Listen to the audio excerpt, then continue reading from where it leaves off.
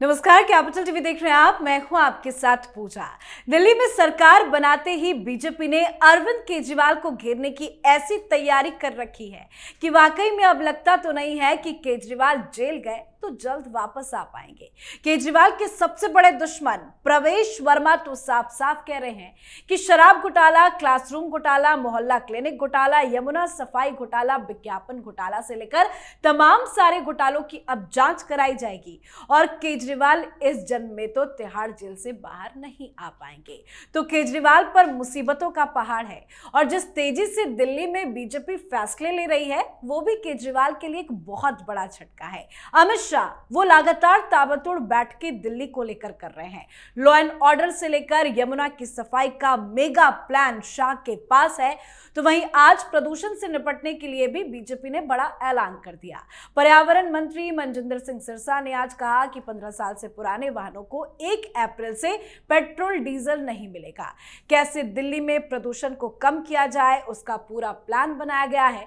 तो वहीं प्रवेश वर्मा ने यह भी कहा कि फर्जी राशन कार्डों को जल्द से जल्द कैंसिल किया जाएगा और दिल्ली के जरूरतमंद नागरिकों को नए राशन कार्ड उपलब्ध कराए जाएंगे। तो बीजेपी के बड़े बड़े फैसले कैसे केजरीवाल पर पड़ेंगे भारी, आज इन्हीं तमाम मुद्दों पर चर्चा करेंगे। मेरे साथ स्टूडियो में मौजूद है कैपिटल टीवी के editor in chief doctor Manish Kumar. Doctor साहब, बहुत बहुत स्वागत है आपका। धन्यवाद। बहुत सुपर एक्टिव मूड में नजर आ रही है बीजेपी। देखिए, एक के बाद एक इस तरह के फैसले हो रहे हैं कि अरविंद केजरीवाल जी, आप अपना बोरिया बिस्तर लेकर के पंजाब निकल जाओ।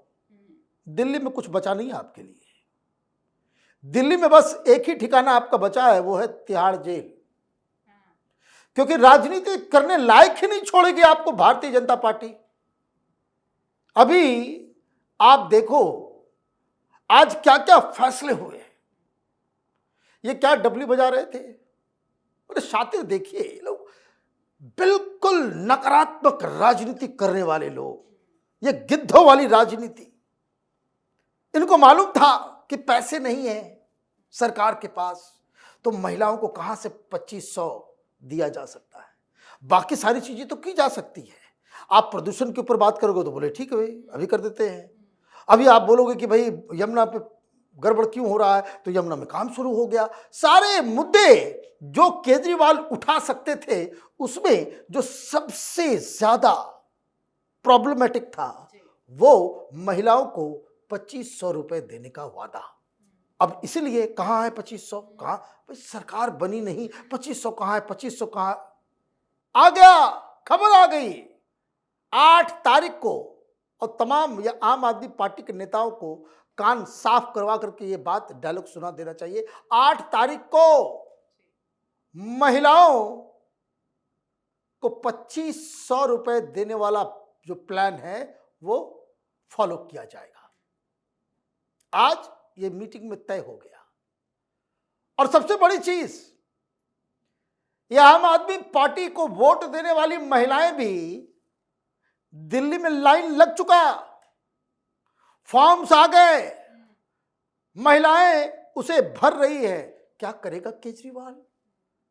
इंपॉर्टेंट ये नहीं है भाई, सरकार ने वादा किया, वादा तो पूरा करेगी, लेकिन इतना जल्दी करेगी, इसका मतलब साफ है कि ये इन योजनाओं के ऊपर जो लगातार काम हो रहा है उसका एकमात्र संदेश है कि केजरीवाल को हटाओ और केजरीवाल को फिर पनपने मत दो।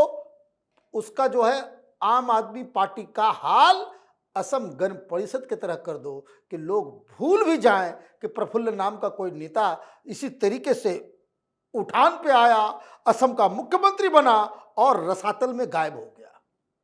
तो केजरीवाल की कहानी 10 साल के बाद ऐसे ही कही जाएगी। Once upon a time there was a leader called Kejriwal, he was a lawyer.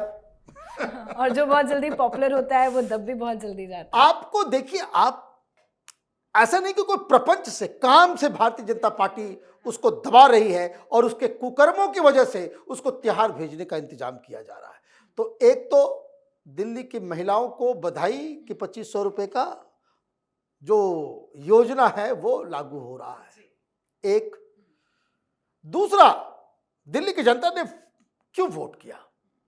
Delhi की जनता ने तय कर लिया था कि भगाओ इस केजरीवाल को, ये तो झूठ बोलता है, ये कामचोर भी है, सफाई नहीं, सुरक्षा नहीं, सड़क खराब और प्रदूषण। दिल्ली में छोटे छोटे बच्चों के फेफड़े काले हो गए, काले। तो आप तो एक्शन नहीं लोगे, क्यों? आपको माल चाहिए। केजरीवाल के बारे में किसी मीडिया ने नहीं बताया ना, हम लोग तो बोलते बोलते थक गए, हम लोग के पास रिसोर्स नहीं है, हम लोग के पास उतनी पहुंच नहीं है। लेकिन मीडिया वालों को तो बताना चाहिए कि जब केजरीवाल मुख्यमंत्री बना तो पहला डिसीजन उसने क्या लिया, what is his first decision. सरकार बनते ही कैबिनेट का पहला डिसीजन 2015 में केजरीवाल ने लिया था, वो 14 फरवरी 2015 की कहानी है। और पहला फैसला यह था कि जितने भी पोल्यूटिंग इंडस्ट्रीज हैं उसको अब पोल्यूशन सर्टिफिकेट लेने की आवश्यकता नहीं है। शीला दीक्षित के समय क्या होता था कि आप कोई इंडस्ट्री लगा रहे हैं तो पोल्यूशन सर्टिफिकेट, कहीं आप गंदगी तो नहीं करोगे, नाले में आप तो कोई केमिकल तो नहीं रिलीज करोगे, हवा को प्रदूषित तो नहीं करोगे, वातावरण को खराब तो नहीं करोगे, ज्यादा आवाज तो नहीं करोगे। ये आपने हटा दिया, क्यों? माल खा रहे थे सबसे, चंदाखोरी का आदत। अब आपने कभी गाड़ियों के ऊपर कोई एक्शन नहीं लिया, तो आज पोल्यूशन को कम करने के लिए क्या कहा गया है? 2-3 बड़े बड़े फैसले लिए गए। पहला, 10 साल पुरानी डीजल की गाड़ियां खत्म हो जाएंगी और 15 साल पुरानी कोई भी गाड़ी है पेट्रोल की, उससे ऊपर की गाड़ियों को पेट्रोल दिया ही नहीं जाएगा। और ये ऑलरेडी काम शुरू हो गया है। कई सारे जगहों पे ये एक सॉफ्टवेयर, एक गजट दिया जा रहा है कि भाई जैसे ही कोई ऐसी गाड़ी आएगी, मतलब आइडेंटिफाई करना, आइडेंटिफाई करके उसको फिर नहीं दे सकते आप। ये पूरा कार्यक्रम दिल्ली के कोने कोने में ये 31 मार्च तक लागू हो जाएगा।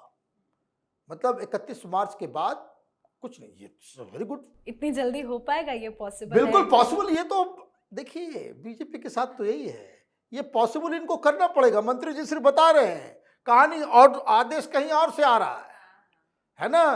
सुपर बॉस जो है वो सुपर मोड में बुलेट की तरह काम, बुलेट की तरह ये काम करना पड़ेगा, नहीं तो इनको हाथ इस्तीफा ले लिया जाएगा।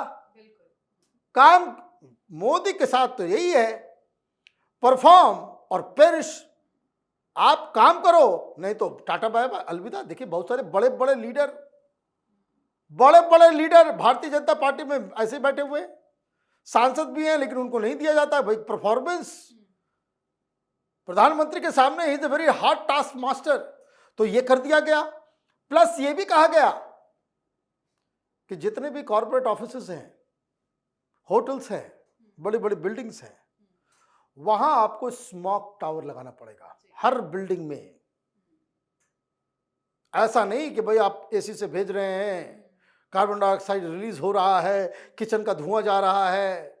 जितने भी बड़े बड़े एस्टेब्लिशमेंट हैं, ये नेक्स्ट फेज है कि दिल्ली के अंदर में आपको वहीं पे कार्बन को कैच करना पड़ेगा, स्मोक टावर जो है लगाना पड़ेगा। तो अब ये दो बड़ी चीजें हो गई। तीसरा फैसला हुआ यमुना को लेकर के, 3 साल के अंदर, अब सुन लीजिए बहुत बड़ी खबर है ये, 3 साल में दिल्ली को अहमदाबाद की तरह यमुना रिवर फ्रंट भी मिल जाएगा।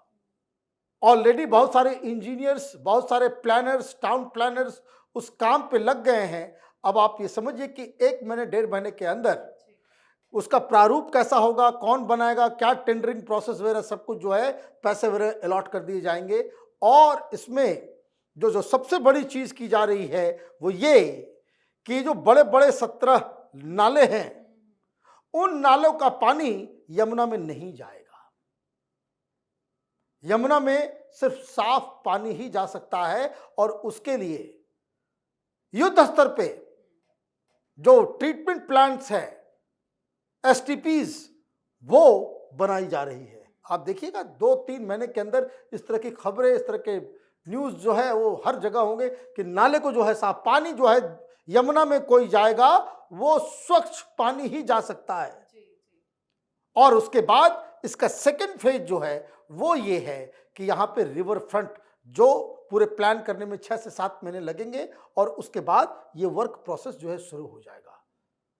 10 साल दिल्ली में हमने कामचोरों को सिर्फ झूठ बोलते और सरकार के नाम पे एडवर्टीजमेंट देने का काम देखा, भ्रष्टाचार किया और प्रचार किया, इसके अलावा कुछ नहीं किया। तीसरा फैसला जो भी एक बड़ा फैसला माना जा रहा है और वो फैसला है कि ये जो रैकेट चल रहा है ना हिंदुस्तान में, वो कागज नहीं दिखाएंगे वाले ये शाहीन बाग गैंग, आज ये फैसला लिया गया है कि हर बांग्लादेशी और रोहिंग्याज और उस तरह के इलाके में रहने वाले, झुग्गी झोपड़ी में रहने वाले लोग के राशन कार्ड की जांच होगी। 1 नंबर 2, जिनका राशन कार्ड जो हिंदुस्तानी हैं, माइग्रेट करके आए हैं, पूर्वांचली हैं, गोरखपुर के हैं, बिहटा के हैं, पटना के हैं, पूर्णिया के हैं, इन लोगों का राशन कार्ड नहीं बन रहा था और बांग्लादेशियों और रोहिंग्याज का धड़ल्ले से राशन कार्ड पिछले साल ये 10 सालों में बनाया है केजरीवाल ने। तो उसकी जांच होगी।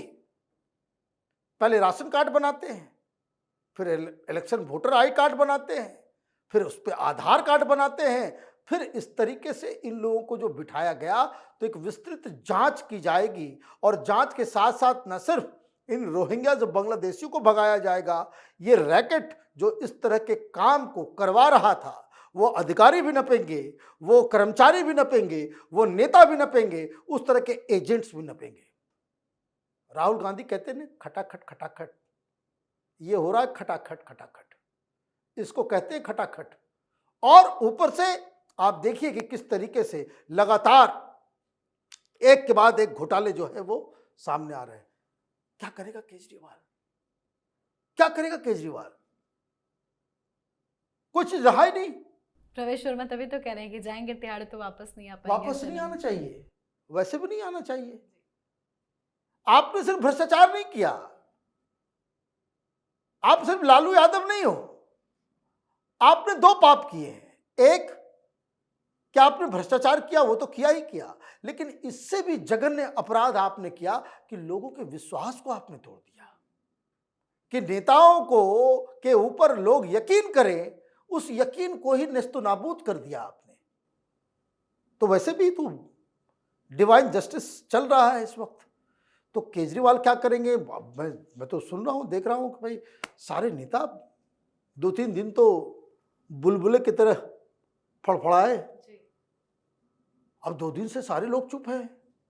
ये कहाँ गया संजय सिंह? रोज प्रेस कॉन्फ्रेंस करता था और ये रोज 2 घंटे में प्रेस कॉन्फ्रेंस करने वाला कहाँ है वो बहादुर ग्रेटर कैलाश में जो हार गया है? सौरभ भारद्वाज है, सौरभ भारद्वाज भी गायब है, सोमनाथ भारती भी गायब है, दुर्गेश पाठक भी गायब है। ये मनीष सिसोदिया को क्या सांप सूंघ गया है? प्रेस कॉन्फ्रेंस तक नहीं किया इसने। तो इन लोगों को लग गया है, इन लोगों को यह आभास हो गया है कि हम लोगों ने प्रधानमंत्री मोदी और गृह मंत्री अमित शाह को छेड़ के हमने बहुत बड़ी गलती कर दी, क्योंकि तुमने छेड़ दिया है और ये लोग तो छोड़ेंगे नहीं। तो आपकी राजनीति को भी रसातल में लेकर के जाएंगे काम से, और जो आपने कुकर्म किए हैं उसका भी बराबर हिसाब किताब करेंगे और आप लोगों को जेल भिजवाया जाएगा। जी, बहुत बहुत धन्यवाद सर बातचीत के लिए। धन्यवाद। तो दिल्ली की राजनीति में बीजेपी और आप के बीच में तनाव एक नई ऊंचाई पर पहुंच गया है। बीजेपी ने विधानसभा में सीएजी की रिपोर्ट भी पेश कर दी है, जिसमें आप सरकार पर कोविड फंड के दुरुपयोग और स्वास्थ्य सेवाओं में भ्रष्टाचार के आरोप लगाए गए हैं। तो वहीं शराब नीति मामले में केजरीवाल का भ्रष्टाचार भी अब किसी से छिपा नहीं है। साथ ही लगातार जिस तरह से फैसले बीजेपी की तरफ से लिए जा रहे हैं वो केजरीवाल के लिए सबसे बड़ा झटका है। तो इन तमाम मुद्दों पर आपकी क्या कुछ राय है, कमेंट करके लिखिएगा। देखते रहिए कैपिटल टीवी। नमस्कार।